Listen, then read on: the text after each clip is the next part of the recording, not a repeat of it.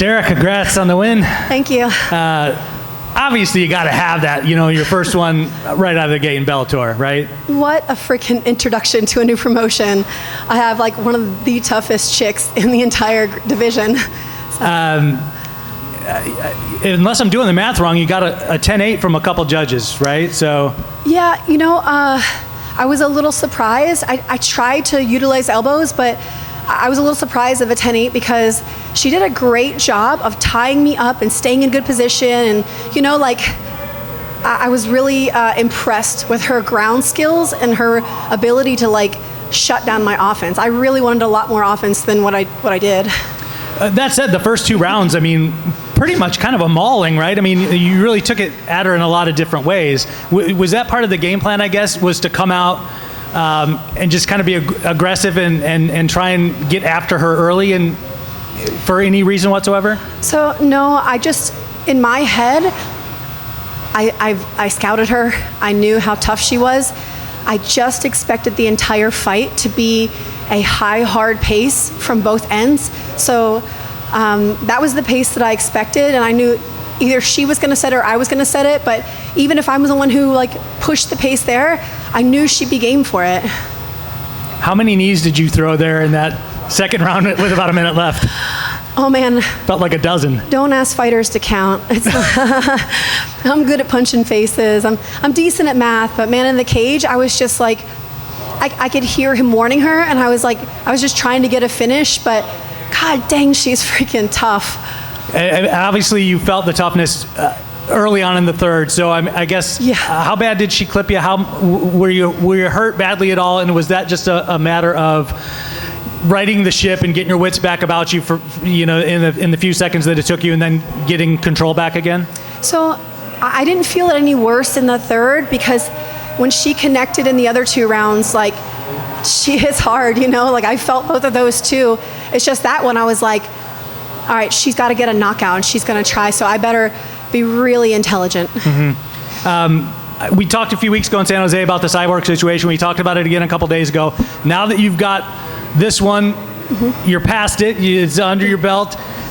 Now you got to have a goal line, right? And if she's not here and you don't know what's going on with her, what do you kind of use for what's the end zone for you if you don't know what's going on with the champ in your new division? So I think it would be great to beat Cyborg, to be the Bellator champion. That in my heart is what I when I came to this division, that is what I'd set my heart on. That to me is such a worthy accomplishment, and I have total respect for her, and I still want to beat her. But man, if she's making different decisions as far as financially or what direction, I can't sit around and wait. I'm not 22, I'm 42. I'm going to fight who they put in front of me, and the division shouldn't wait for her forever. She's a dominant champion, but they should have a real belt after a certain period of time, and then she should have to come back and earn the belt. I just think that for me, I think of it I'll fight her sooner or I'll fight her later. That's just. Where do you put her? Not to pivot too far away from what you just did in there, but where do you put her, I guess, in terms of the all-time greats on the women's side of things? Obviously you want to beat her. Is she number 1 for you? Is she number 2? I never really thought about it. There's been a lot of really amazing women fighters, so I think top 3 to top 5. It's just tough because when you have different weight divisions and you have people sometimes fighting at 140 and you just never know. Sometimes she's fought girls who are truly 135ers, and those wins are a little bit different than fighting another solid 145er. It's just different.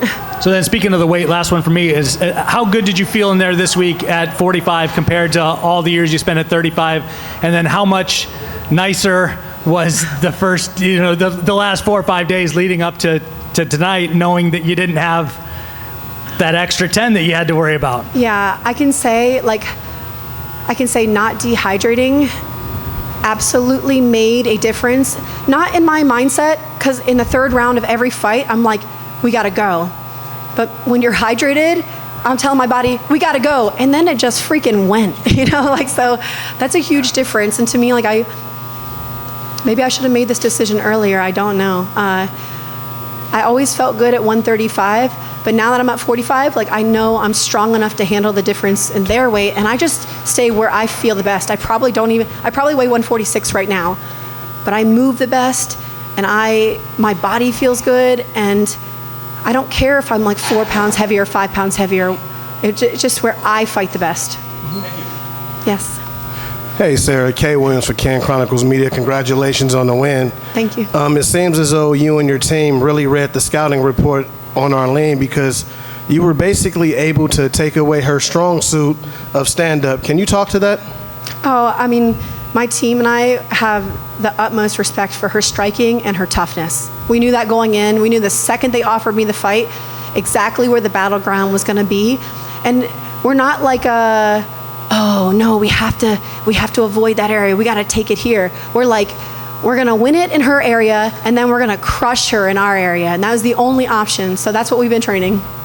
What are some of your takeaways from tonight's win, even though you won, as far as maybe loopholes in your game, things that you want to improve for the next match? I still feel like I would like to work in my range better. I feel like I would like to close the distance a little bit faster. I feel like I'd like to get my angle a little bit better when they're attacking, things like that. It's all small things. I've been doing this for a really long time, but those little tiny things, the which way I circle, stuff like that, like all of that makes a difference. But overall, I was really happy with my performance.